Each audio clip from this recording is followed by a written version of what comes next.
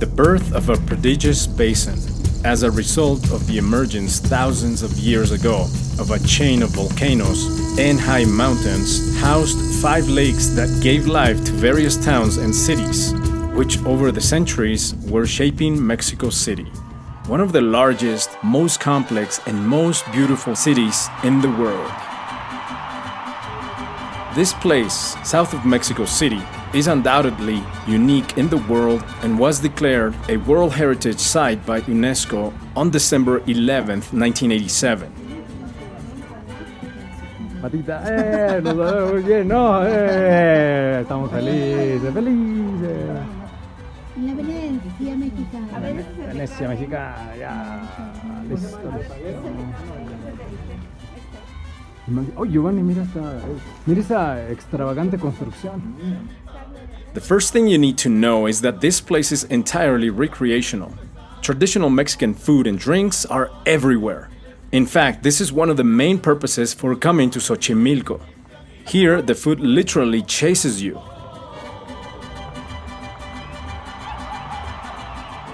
There are countless trajineras that are dedicated to the sale of food and drinks. So if you have come for something delicious to eat, I guarantee that you will not be disappointed. If anything, choosing among so many delicious dishes will be your biggest challenge.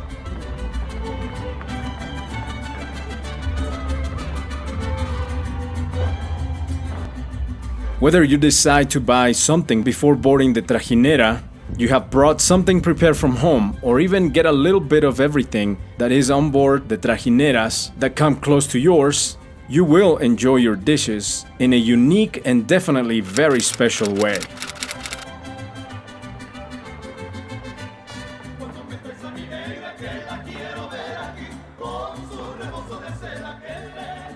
Xochimilco is famous for its colorful trajineras that have been used by people from all over the country and the world for many years.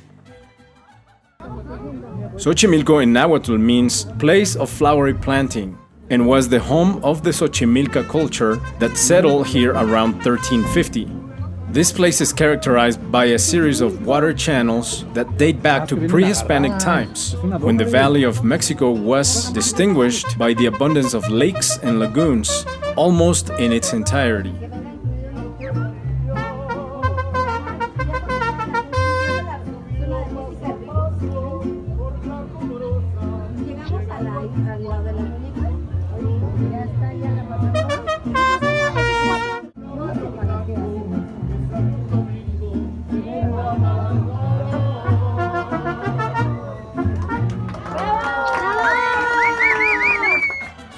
Due to the lacustrine characteristics of the area, an agriculture based on chinampas was developed, which is a method of territorial expansion that, through a kind of rafts covered with dirt, gains ground from the water.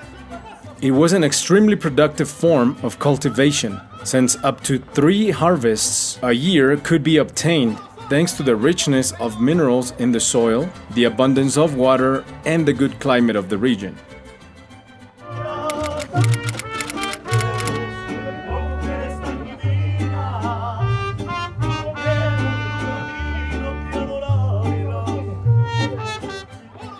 The exact origin of the Xochimilca people is not known, but it is known that they arrived and settled in this area in the 10th century, next to the lakes, and made this ecological paradise thanks to a truly original system that they adopted, which are the chinampas.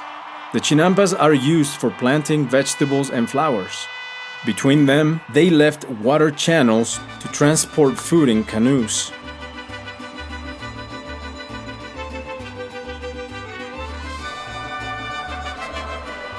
The chinampa guided the orthogonal urban layout of Xochimilco, similar to that of Tenochtitlan.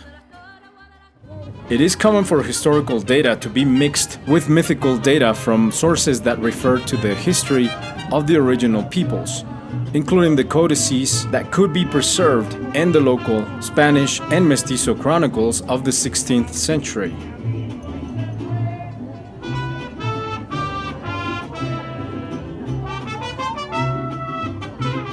It's been said that the Mexicas forced the Xochimilcas to build the Great Causeway of Iztapalapa today Tlalpan, as well as to provide material and labor to build its main pyramid.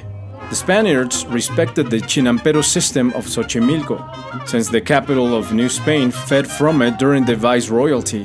For their part, the lakes of Texcoco and Xochimilco contributed more than 1 million fish a year. In addition to working the Chinampas, the Xochimilcas were very active in other aspects of the economic life of the state. Xochimilco was an important commercial and craft center. It was a stepping stone in the arrival of products from the hot lands in the valley. Its merchants were very active in trade both in local markets and in distant places in the center of Xochimilco. They were also important artisans, especially great lapidaries.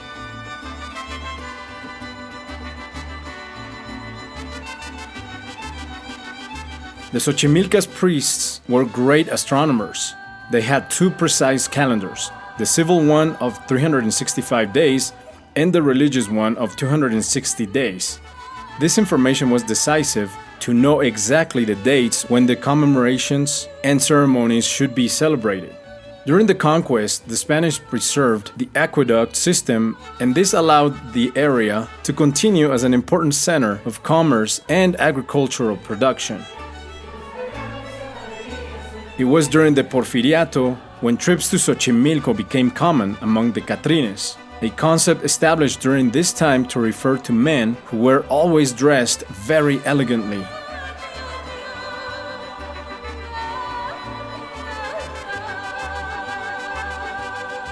The increased demand of the service triggered improvements to the vessels. A roof was adapted to protect people from the sun, and wooden chairs woven with tule were added to enjoy the beautiful landscape more comfortably during the tour. The trajineras were adorned with flower arches and ahuejote branches tied with tule.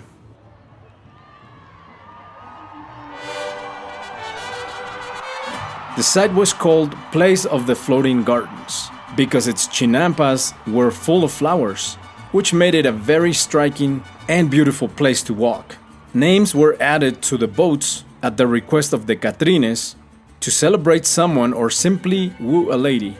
Between 1910 and 1920, Xochimilco began to exploit its tourist potential to a greater extent with the construction of its piers and the reforestation of the Nativitas forest.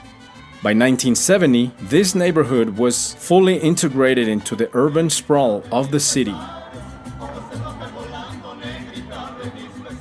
Íñigo Noriega established a line of small steamboats that went from Xochimilco to Iztacalco along the famous Paseo de la Viga, charging 12 cents per trip. Xochimilco actively participated in the Mexican Revolution and was the meeting place for two of its most symbolic characters, Villa and Zapata. Despite the miscegenation that occurred between the original cultures and the conquerors, there are legacies that have survived over the centuries. The trajineras, in addition to being one of the great emblems of Xochimilco, they have become the only means of transportation that dates back to pre-Hispanic times. And although at that time the trajineras were not as we know them today, they were useful to move between the channels and to allow the inhabitants to carry out their daily activities. However, the transformations did not stop at that time. Thus, the natural flowers were exchanged for papier-mâché and paste, although the tradition of the names remained. Another of the great changes occurred during the first decades of the 20th century. At that time, the tourist attraction of Xochimilco began to be exploited with greater intensity. Jetties were built, part of the Nativitas forest was reforested, and commerce increased as well as cultural activities and the number of tours.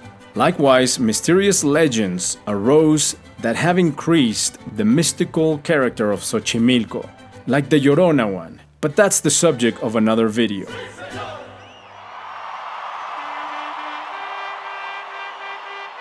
There are 9 piers to date, Two of the most popular are the one in Nativitas and the one in Cuemanco. The approximate price to rent one of these folkloric boats is 600 pesos, or about $30 per hour, and you can fit between 15 and 20 people. But be careful because sometimes there are people who will want to intercept you before reaching the piers and will charge you much more.